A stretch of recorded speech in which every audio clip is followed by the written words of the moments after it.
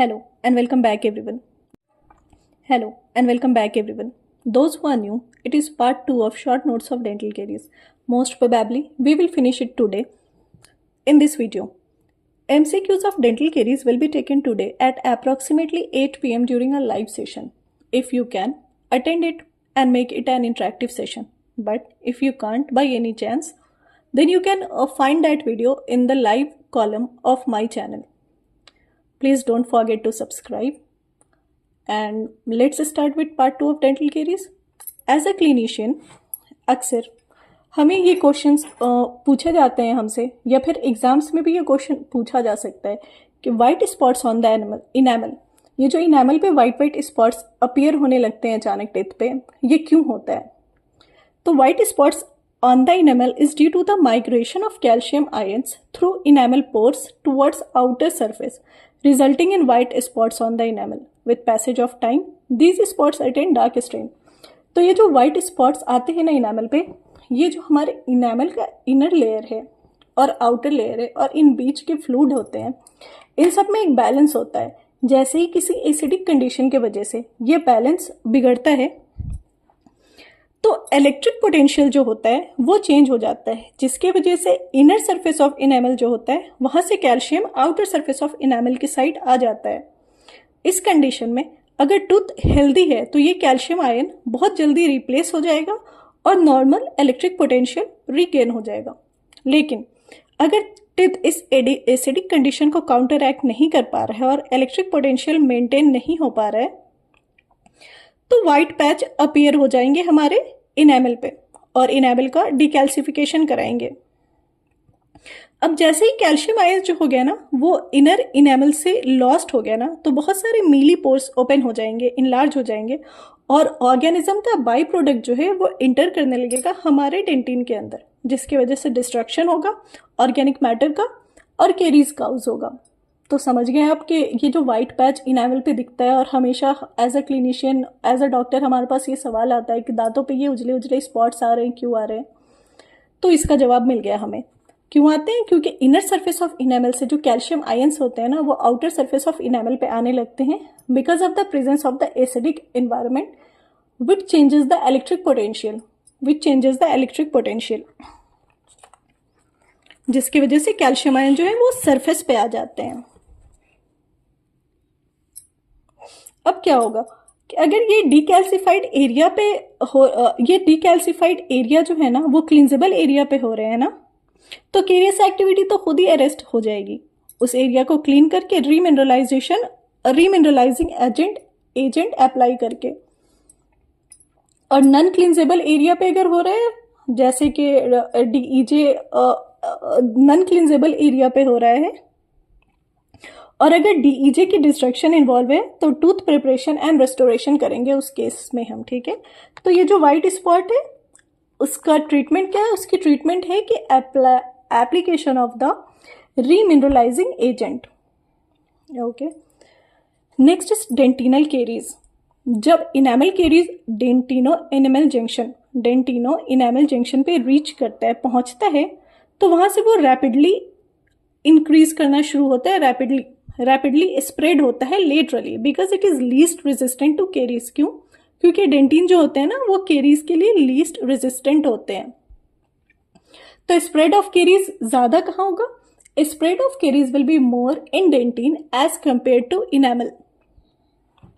ठीक है, और ऐसा क्यों होता है? क्योंकि इनैमल के कंपैरिजन में डेंटिन में कैल्सिफिकेशन बहुत कम होती है, पहला. दूसरा, जो डेंटिनल ट्यूब्यूल्स होते हैं उनके प्रेजेंस की वजह से वो एक ट्रैक्ट की तरह काम करते हैं माइक्रो ऑर्गेनिजम्स के लिए, जहां से माइक्रो ऑर्गेनिजम्स पल्प तक पहुंच जाते हैं. बच्चों में क्या होगा कि बच्चों में ये ट्यूब्यूल्स जो होते हैं वो और ज्यादा छोटे और वाइड होते हैं. अब माइक्रो ऑर्गेनिजम्स के लिए तो रास्ते और छोटे और आसान हो गए और ज्यादा भी एंट्री करेंगे. इससे मिनरलाइजेशन बच्चों में और कम होता है.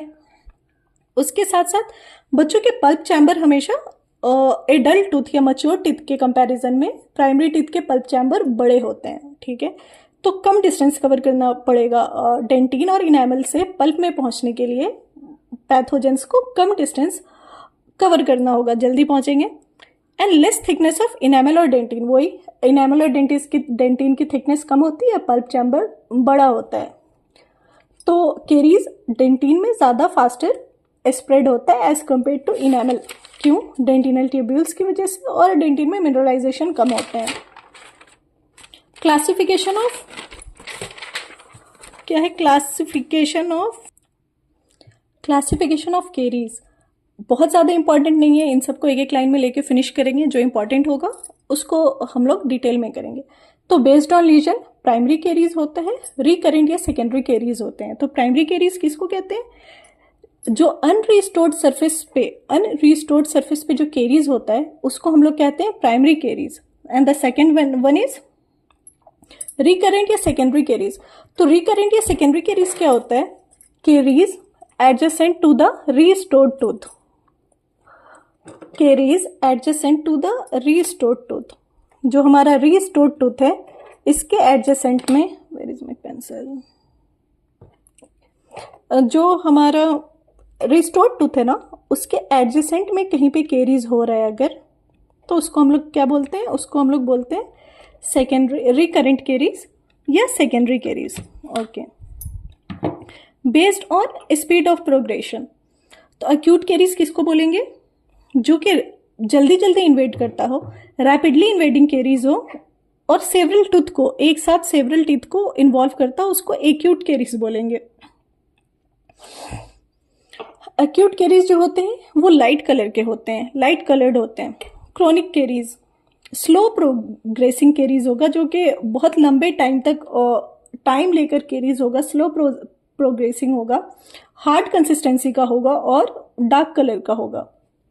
रैम्पेंट केरीज थोड़ा इंपॉर्टेंट है, इसको पीडो में हम लोग बहुत डिटेल में करेंगे कवर। अभी बता देती हूँ रैम्पेंट केरीज क्या होता है।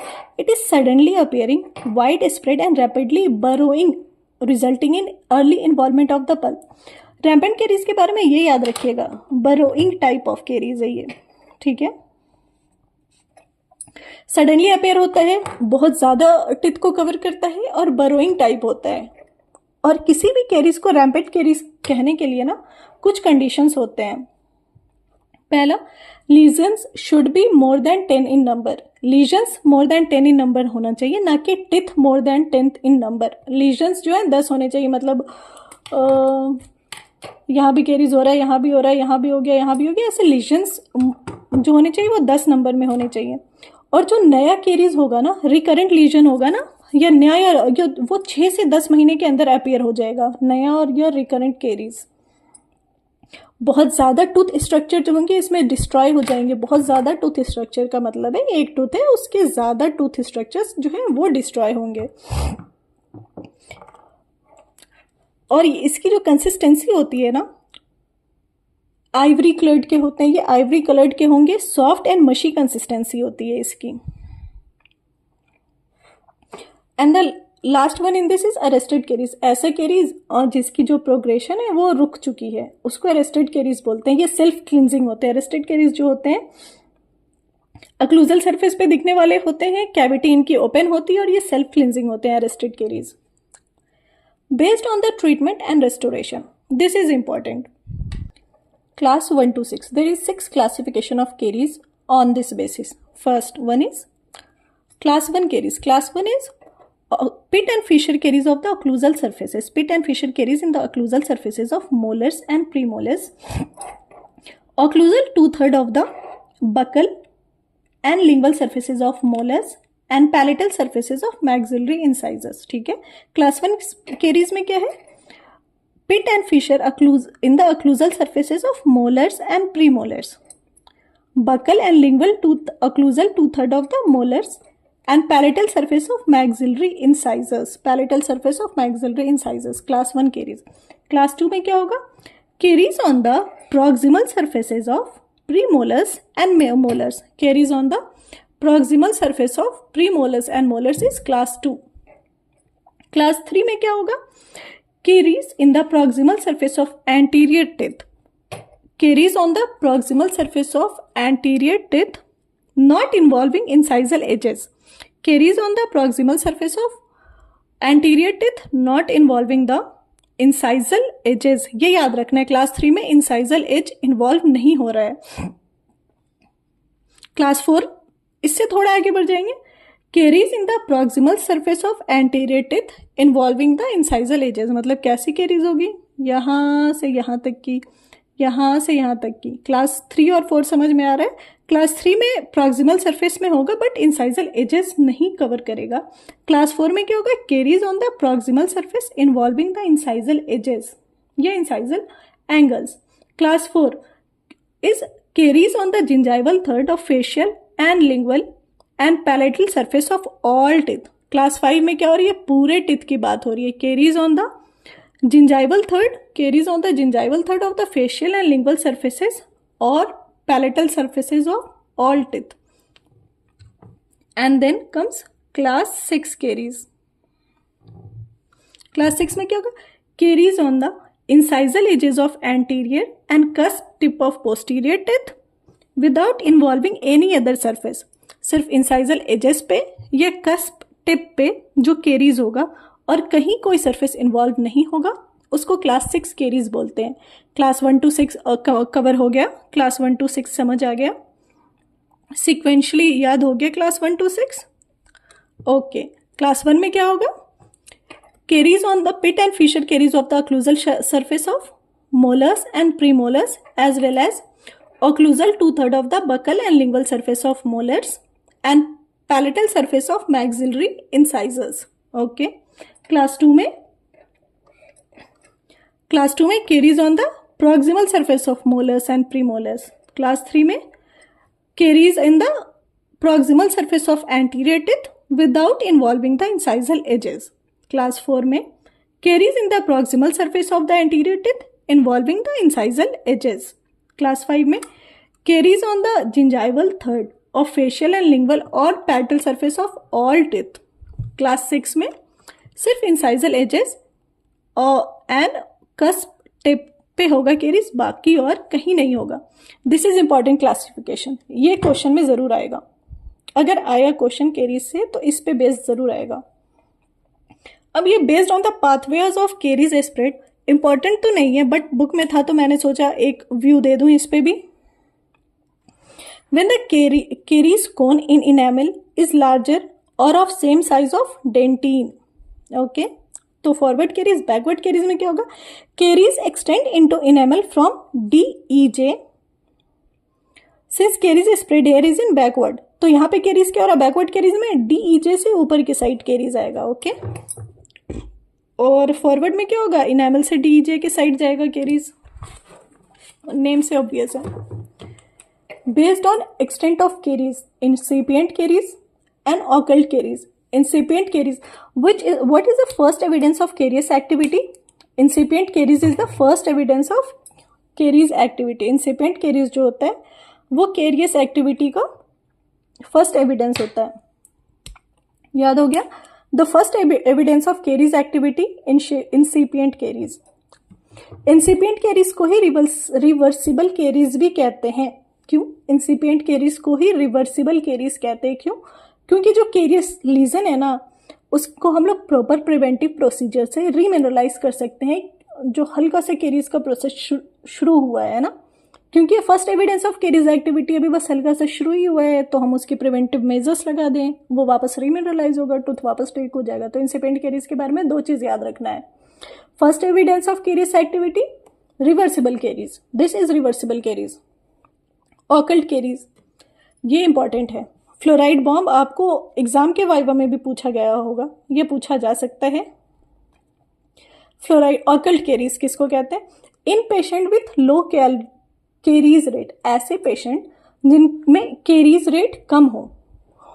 और ऐसा क्यों होगा, वहाँ उस पर्टिकुलर एरिया के वहाँ के पेशेंट में ना फ्लोराइड एक्सपोजर ज़्यादा होगा, किसी भी जैसे ज़्यादा फ्लोरिडेटेड फ्लोरीन के अमाउंट पानी में ज़्यादा होगा, वैसा वाटर अवेलेबल होता होगा वहाँ, या फिर जो भी हो, तो suggestive of increased fluoride exposure. ऐसे लोग जहाँ के इन्वायरमेंट में इंक्रीज्ड फ्लोराइड एक्सपोजर है तो कैरीज रेट कम है, वहाँ के पेशेंट को जो कैरीज होती है उसको ऑकल्ट कैरीज बोलते हैं। इसी को फ्लोराइड बॉम्ब या फ्लोराइड सिंड्रोम भी बोलते हैं। तो occult caries is also known as fluoride bomb या फ्लोराइड सिंड्रोम, और vice versa fluoride bomb is also known as occult caries. और ऐसा क्यों होता है? क्या होता है कि कहीं पे छोटी सी एक कैविटी शुरू हुई, ठीक है, बहुत ही इनोसेंट सी एक छोटी सी कैविटी पहले स्टार्ट तो हुई। अब सिंस वहाँ का जो सराउंडिंग है वो फ्लोराइड रिच है, फ्लोराइड एक्सपोजर पेशेंट का ज़्यादा हुआ वहाँ पे, पानी में या किसी भी चीज़ में फ्लोराइड एक्सपोजर पेशेंट का वहाँ पे ज़्यादा हुआ। तो जो केरीज शुरू हुई थी ना इनेमल पे, वहाँ पे रीमिनरलाइजेशन वापस हो गया, जबकि अंदर ही अंदर जो केरीज है वो बढ़ रहा है और कैविटी डेंटिन के साइड ज़्यादा बड़ी हो रही है ना। Increase fluoride exposure encourages the remineralisation of surface enamel, ठीक है, while cavitation continues in the dentin. This lesion get masked by relatively intact enamel surface. तो क्या होगा कि अब वहाँ पे लीजन छोटा सा हमें दिख रहा है और पूरा मास्क है, हमें लगेगा बहुत ही ये इनोसेंट सा छोटा सा केरीज है, लेकिन जब आप उसको एक्सकेवेट करना शुरू करोगे ना तो अंदर बड़ी सी केरीज दिखेगी आपको कंपैरेटिवली जो आपने इनेमल पे देखा। अंदर केरीज जो है बहुत बढ़ चुकी होगी। और ऐसे क्यों होगा? क्योंकि वो जो इनिशियल केरीज है ना ऊपर, वो फ्लोराइड की वजह से मास्क हो गया और केरीज अंदर ही अंदर बढ़ रहा था, जो हमें एक्सकेवेशन के बाद दिखा कि ओ केरीज कंपैरेटिवली बहुत बड़ी है अंदर। तो इसको फ्लोराइड बॉम्ब कहते हैं। दिस इज इंपॉर्टेंट, अगर समझना है तो नोट से इसको आप 2 बार 3 बार पढ़ेंगे, आपको समझ आ जाएगा। वैसे कुछ है नहीं इसमें, छोटी सी केरीज शुरू होती है, केरीज अंदर ही अंदर स्प्रेड हो रहा होता है, जबकि सरफेस पे फ्लोराइड के एक्सपोजर ज़्यादा होने की वजह से रीमिनरलाइजेशन हो जाता है सरफेस इनेमल का। नंबर ऑफ टूथ सरफेस के अकॉर्डिंग केरीज, सिंपल केरीज ऐसी केरीज जो सिर्फ एक टूथ सरफेस को ऑक्यूपाई करती हो। Compound caries if 2 surfaces are involve तो कंपाउंड केरीज हो जाएगा। Complex caries if more than 2 surfaces are involve it is known as complex caries.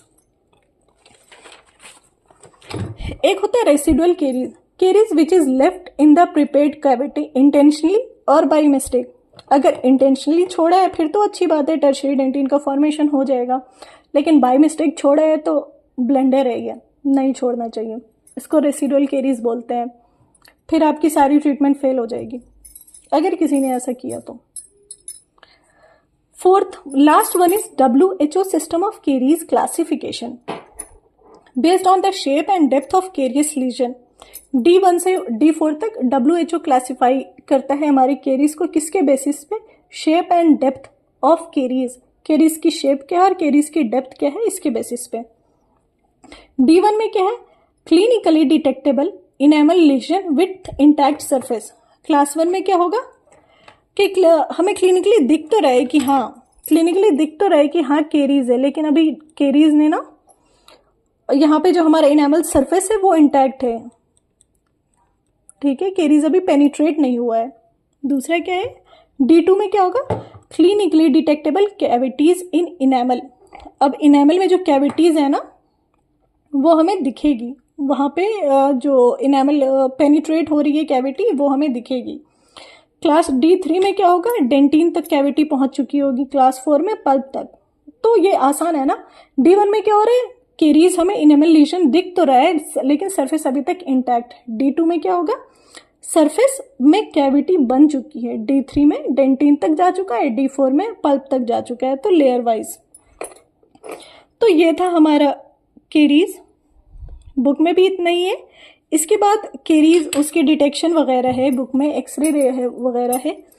तो केरीज से जितना भी क्वेश्चन आएगा ना इन सारे टॉपिक्स के अंदर ही आएगा और सारे इंपॉर्टेंट पॉइंट्स मैंने बता दिया है। इसके बाद हम लोग MCQ लेने वाले हैं और MCQ आज रात 8 बजे हम लोग लेंगे, MCQ का लाइव सेशन लेंगे। अगर आप उसमें उसको अटेंड कर पाओ और एक इंटरेक्टिव सेशन हो जाए हमारा तो बहुत ही अच्छी बात है।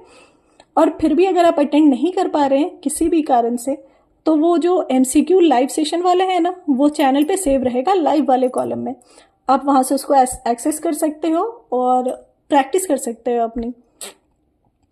तो आज के लिए इतना ही, केरीज कंप्लीट हुआ हमारा। नेक्स्ट टॉपिक में जो सिलेबस में जो भी है उसको हम लोग कवर करेंगे और जैसे आज पे सब करके एक टॉपिक कवर कर दिया गया सारा केरीज और MCQ, वैसे ही ट्राई करूँगी कि अगली बार भी ऐसे ही हो, सो डैट एक एक दिन में टॉपिक जल्दी जल्दी कवर कर पाएँ हम लोग और फिर रिवीजन के लिए भी हमारे पास टाइम बचे। तब तक आप लोग भी अपनी प्रिपरेशन अलग से करते रहें और मेरे वीडियोस से भी बेनिफिट लेते रहें। Thank you for today. Bye bye.